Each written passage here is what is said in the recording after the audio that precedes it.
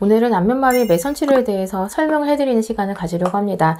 그에 앞서서 한 가지 소식을 알려드리려고 하는데요.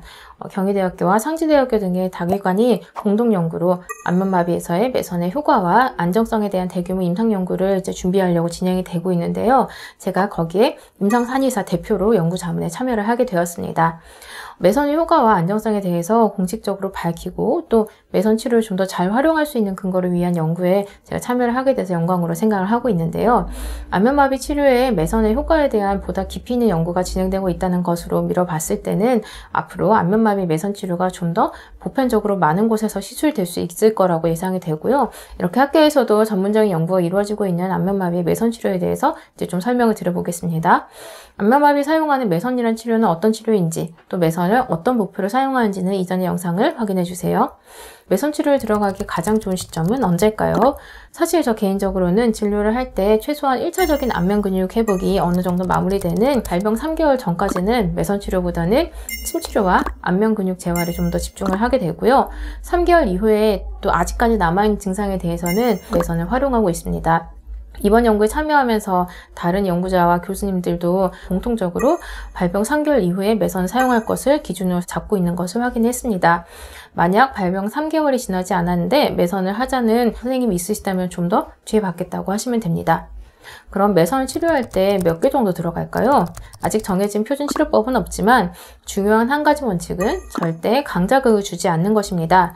제 경우에는 보통 회당 4개에서 많아도 10개 이하로만 사용을 하고 있고요.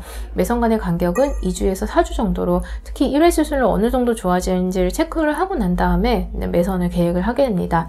이렇게 소량 매선을 사용하는 이유는 매선이 많이 들어갈 경우에 시술 부위에 매선으로 인한 부종이 생길 수가 있고요.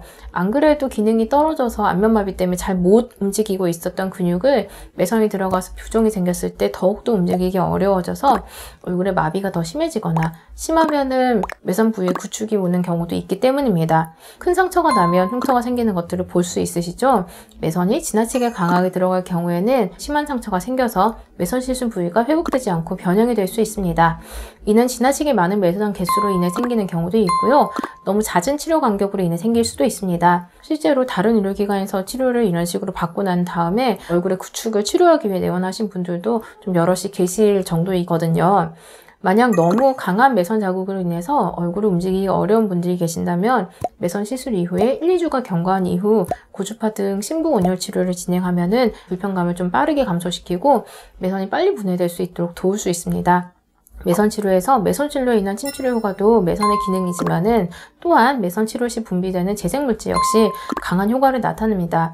매선은 주사 바늘과 같은 날카로운 도구를 사용하기 때문에 약간의 미세한 상처들이 날 수가 있고 인체에는 아주 가벼운 상처가 생기며 상처를 재생하기 위한 재생물질이 분비가 되면서 상처 부위 회복이 빨라집니다.